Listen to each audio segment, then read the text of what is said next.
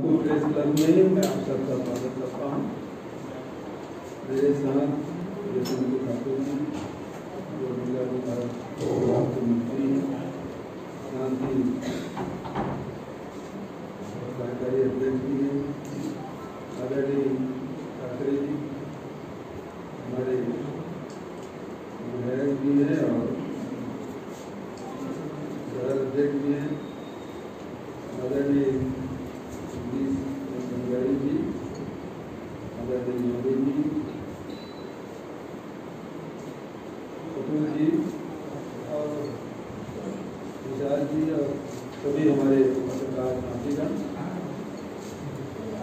कल आने से पहले मुझे अखिल भारतीय कांग्रेस कमेटी की तरफ से निर्देश हुआ था कि अभी जो किसानों के खिलाफ जो लोकसभा में और राज्यसभा में विधेयक पारित हुए उसके बारे में यहाँ नागपुर में आकर प्रेस कॉन्फ्रेंस करना, तो उसमें सारे मुख्यमंत्री जी से, ठाकरे जी से और नेता दादा से वो बात हुई थी।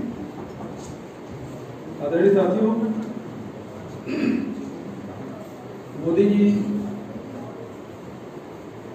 जब से प्रधानमंत्री बने हैं देश के विभिन्न वर्ग के लोगों को झटके पे झटके दे रहे हैं। पहला झटका नोटबंदी का था, काला धन तो वापस आया नहीं, बहुत सारे बैंक बंद हो गए। फिर दूसरा झटका जीएसटी का था, दूसरी आजादी के रूप में उसे प्रस्तुत किया गया, लेकिन बहुत से कारोबारी दिवालिया हो गए। तीसरा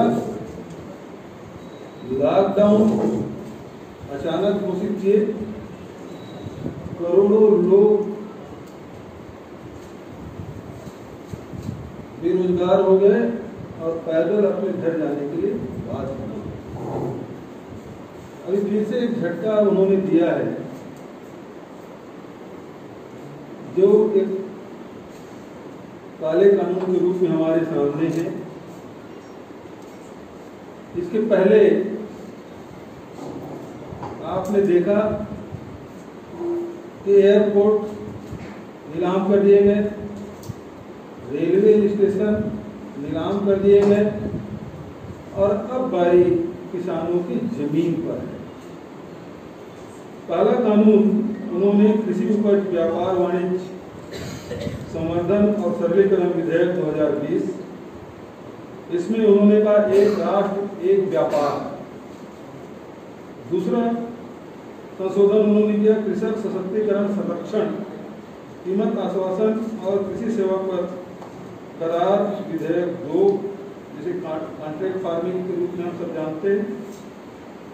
तीसरा आवश्यक वस्तु अधिनियम में संशोधन किया गया। एक राष्ट्र एक व्यापार, हमने देखा कि 1 नेशन 1 टैक्स नारा दिया, लेकिन जीएसटी हुआ क्या?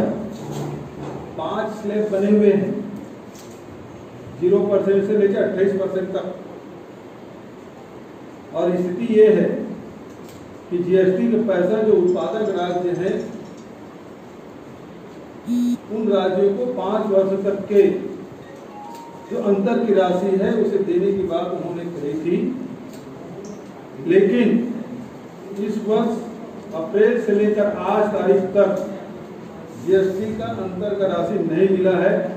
मेरे छत्तीसगढ़ में 2 किस्त अभी तक के मिल जाना चाहिए था, ये तीसरे किस्त क्योंकि अब सितंबर समाप्त होने वाला, अक्टूबर में मिलने वाला है, तीसरा किस्त भी नहीं मिलेगा। तो करीब 3000 करोड़ की राशि हमको मिलनी थी जो कि नहीं मिला। अब वो कहते हैं कि आप बैंक से उधार ले लीजिए, पैसा हमारा ब्याज हम देंगे।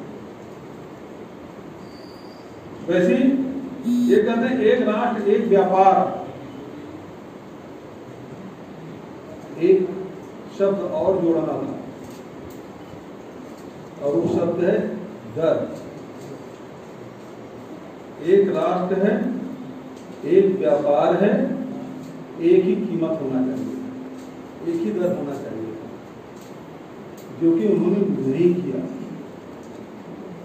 इससे किसानों को नुकसान होगा। मंडी आप समाप्त कर देंगे। अलग अलग राज्यों में मंडी के अलग अलग कानून बने हुए हैं, जो केंद्र सरकार निर्देश करती है और राज्य सरकार उसे अनुपालन करते हुए अपने नियम में संशोधन करती है। जबकि कृषि है वो राज्य का विषय है। इसके बावजूद भी केंद्र सरकार ने राज्यों से कोई परामर्श नहीं किया, न ही किसान संगठनों से परामर्श किया, और सीधा सीधा ये कानून बना दिया। और इससे नुकसान यह होगा कि मंडियों में मंडी की अपनी व्यवस्था होती थी। मंडी में वही लोग बोली लगा सकते थे जो मंडी लाइसेंस लेते थे। भुगतान 1 दिन से 5 दिन के भीतर में कर दिया जाता था। और यदि कोई क्रेता और विक्रेता के बीच में कोई विवाद हो तो मंडी सचिव ही फाइनल अथॉरिटी हुआ करते थे, जो 5 दिन के अंदर में उसे निराकृत कर देते थे। लेकिन अब जो नियम बना है उसमें मंडी लाइसेंस लेने की कोई जरूरत नहीं है। मंडी में जाके खरीदी करने की कोई जरूरत नहीं है। आपके पास पैन कार्ड होना चाहिए। पैन कार्ड के माध्यम से बाहर में आप खरीदी कर सकते हैं। इससे यदि कोई विवाद होता है तो एसडीएम एक पैनल बनाएगा और वो सुझाव देंगे, उसके हिसाब से होगा। वो 7 दिन, फिर 15 दिन, फिर 7 दिन, इस प्रकार से ये कई सप्ताह बीत जाएगा, लेकिन किसान को न्याय नहीं मिलेगा। और फिर यदि लाइसेंस है तो लाइसेंस निरस्त करने की व्यवस्था थी। 5 दिन में यदि पेमेंट नहीं करता तो 5वें दिन उसका निरस्त हो जाता था हमारे छत्तीसगढ़ में। लेकिन अब पैन कार्ड में आप क्या निरस्त करेंगे? और बाहर में भी खरीदी बिक्री हुई है तो फिर उसके पकड़ क्या है? यदि किसान ने धान बेचा, गेहूं बेचा, कोई सामान बेचा तो उसके पास आधार क्या है कि उन्होंने बेचा है और इतना सामान दिया है। मंडी में तो ये मंडी एक्ट के माध्यम से ये प्रमाणित होता था कि हाँ ये किसान है, इतने एकड़ जमीन है, इतना धान या गेहूं लाया है, और वो खरीदार खरीदता था तो वो पूरा प्रमाणित रहता था।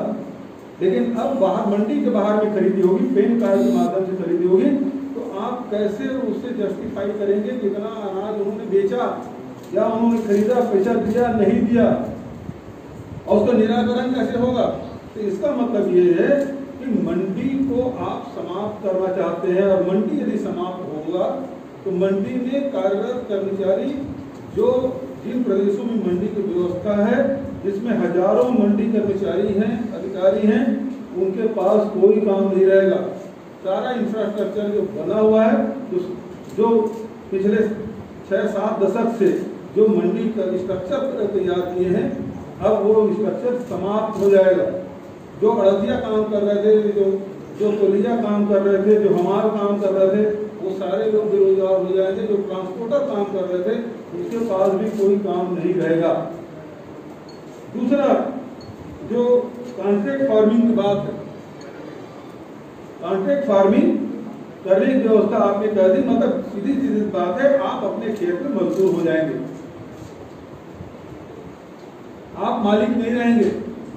कॉन्ट्रैक्ट करने के बाद यदि सरकार इसमें ये कह देते कि जो एमएसपी तय है उससे नीचे कोई एग्रीमेंट नहीं होगा तो निश्चित रूप से किसानों को लाभ हो सकता था। लेकिन भोले वाले किसानों को, जो हमारे छत्तीसगढ़ में, हिंदुस्तान में आधे से अधिक किसान सीमांत कृषक हैं या लघु कृषक हैं, ऐसी स्थिति में वो जो मंडी तक नहीं आ सकते, वो कहते हैं कि आप कॉन्ट्रैक्ट फार्मिंग करेंगे, उसको उससे तय होगा, वो चाहे रेट दे न दे, आप देखेंगे।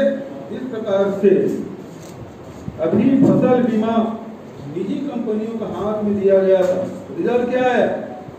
किसानों को मुआवजा के तहत किसी को 90 रुपये, किसी 3 रुपये, किसी 5 रुपये, किसी 100 रुपये, किसी 500 रुपये बीमा का लाभ मिला, और जो बीमा कंपनियां हैं उसको सैकड़ों करोड़ रुपए का लाभ हुआ इसी देश में। ये कॉन्ट्रैक्ट फार्मिंग भी उसी प्रकार से जैसे बीमा किसानों के लिए हानिकारक रहा और निजी कंपनियों के लिए लाभदायक रहा, उसी प्रकार से कॉन्ट्रैक्ट फार्मिंग भी किसानों के लिए हानिकारक और जो कॉन्ट्रैक्ट करेगा, कॉन्ट्रैक्ट फार्मिंग करवाएगा, उसको मुफ्त में जमीन मिल जाएगी, मुफ्त में मजदूर मिलेगी। तीसरा जो सबसे बड़ी बात है जिसके तरफ किसी का ध्यान नहीं गया, वो आवश्यक वस्तु अधिनियम। आवश्यक वस्तु अधिनियम में पहले ये तय था कि आप अनाज कितने क्विंटल तक के रख सकते हैं। वो अलग अलग राज्यों में वो सीमाएं अलग अलग तय थी, लेकिन अब जितने भी जो जमाखोर लोग हैं उनको छूट दे दी गई। यदि आपात स्थिति है या युद्ध की स्थिति है तभी छोड़ के कोई भी व्यक्ति कितना भी अनाज